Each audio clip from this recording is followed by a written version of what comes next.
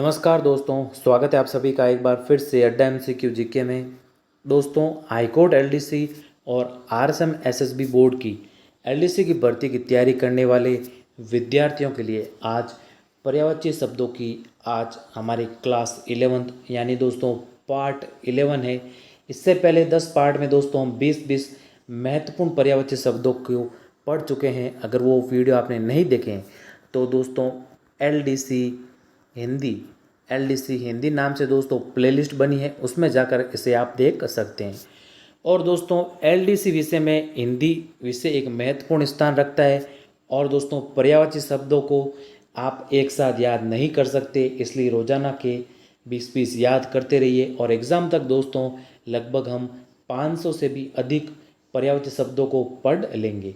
और दोस्तों पर्यायवाची शब्दों को पढ़ने के पश्चात हम विलोम शब्द, एकांतार्थक शब्द, अनेकार्थक शब्द और भी दोस्तों हिंदी के पूरे सिलेबस को हम कंप्लीट करेंगे इस चैनल पर।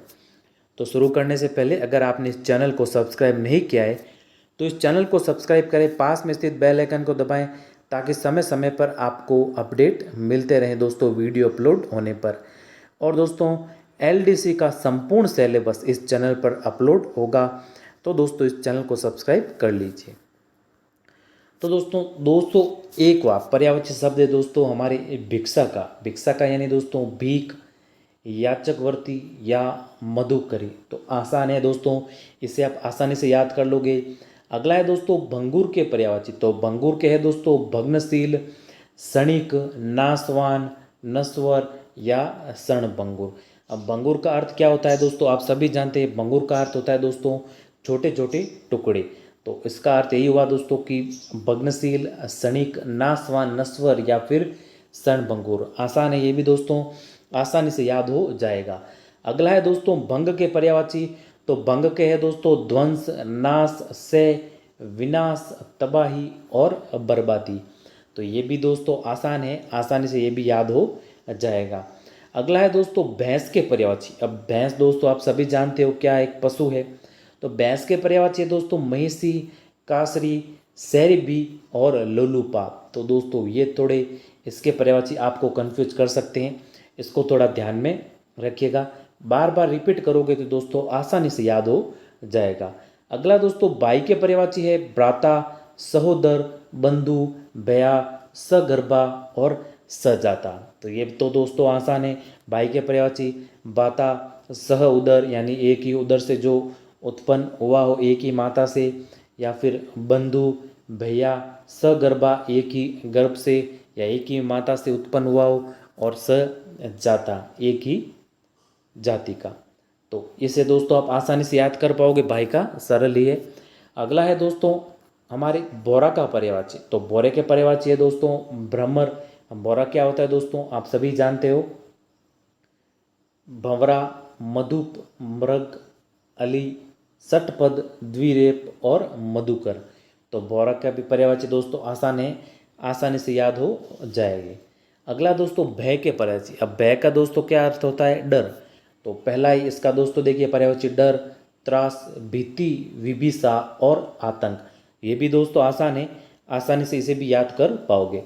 अगला दोस्तों है बेचैन के पर्यायवाची। तो बेचैन के है दोस्तों व्याकुल, विकल, बेताब, चिंतातुर और अशांत। तो ये भी आसान है दोस्तों, बेचैन के भी पर्यायवाची आसानी से आपको याद हो जाएंगे। अगला है दोस्तों बुढ़ापा के पर्यायवाची। तो बुढ़ापा का ये दोस्तों जरा, वृद्धावस्था, वृद्धत्व या जीर्णावस्था। ये भी दोस्तों आसान है, याद हो जाएंगे।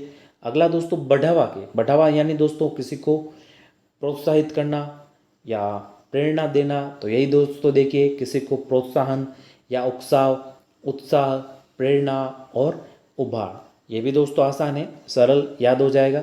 अगला है दोस्तों बड़प्पन के पर्यायवाची। अब बड़प्पन यानी दोस्तों बड़ई या फिर बड़प्पन का अर्थ बड़ई हुआ दोस्तों। तो पहले इसका देखिए पर्यायवाची बड़ई, महता, महत्व, गरिमा और वरीयता। तो ये भी आसान है, याद हो जाएगा आसानी से। अगला है दोस्तों बचाव के पर्यायवाची। तो बचाव का ये दोस्तों यानी रक्षा करना, हिफाजत करना। तो ये देखिए त्राण, रक्षा, हिफाजत और प्रतिरक्षा। तो ये भी सरल है दोस्तों, याद हो जाएंगे। अगला दोस्तों बाधा के पर्यायवाची है व्यवधान, रुकावट, रोड़ा या फिर रोक या अड़चन, विघ्न, अटकाव।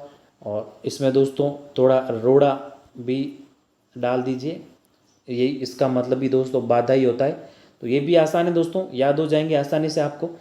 अगला है दोस्तों बाघ के पर्यायवाची। तो बाघ दोस्तों शार्दुल, व्याघ्र और चित्रक। चित्रक का अर्थ ये हुआ दोस्तों कि उसके ऊपर ऐसे कुछ निशान होते हैं, इसका अर्थ है चित्रक। तो इस चित्र को थोड़ा ध्यान में रखिएगा। बाकी शार्दुल आप आसानी से याद कर पाओगे और व्याघ्र को भी आसानी से याद कर पाओगे।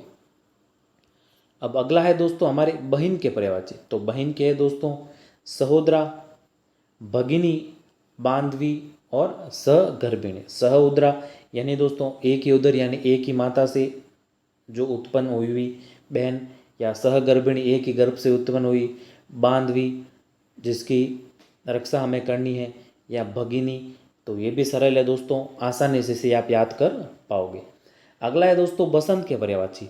तो बसंत के है दोस्तों ऋतुराज, मधुमास, कुसुमाकर, माधव और पिक मित्र। तो ये भी सरल है, ये भी याद हो जाएंगे। अगला बर्तन के पर्यायवाची है पात्र, वासन, भांडा। ये भी सरल है दोस्तों, बर्तन के पर्यायवाची याद हो जाएंगे। अगला बरसात के पर्यायवाची है दोस्तों बरसात के बारिश, वर्षा, पावस, वृष्टि, दुर्दिन और वर्षण। तो इनमें से दोस्तों थोड़ा दुर्दिन को ध्यान रखिएगा, बाकी आपको याद हो जाएंगे। अगला है दोस्तों बलराम के पर्यायवाची।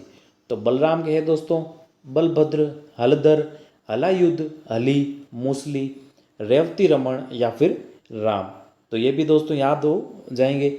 अगला है दोस्तों बहुत के पर्यायवाची। तो बहुत यानी दोस्तों ज़्यादा, अत्यंत या प्रचुर, प्रभुत, अति, पर्याप्त, अमित या फिर अत्यंत। तो ये भी सरल है दोस्तों, याद हो जाएंगे। तो धन्यवाद दोस्तों, ये थे आज के और 20 महत्वपूर्ण पर्यायवाची शब्द। और दोस्तों रोजाना के 20 पर्यायवाची शब्द ऐसे ही याद करते रहिए और अपनी सफलता को दोस्तों निश्चित कीजिए। तो धन्यवाद, मिलते हैं जल्दी नए कुछ पर्यायवाची शब्दों के साथ, कुछ नए महत्वपूर्ण प्रश्नों के साथ। तब तक के लिए जय हिंद, वंदे मातरम।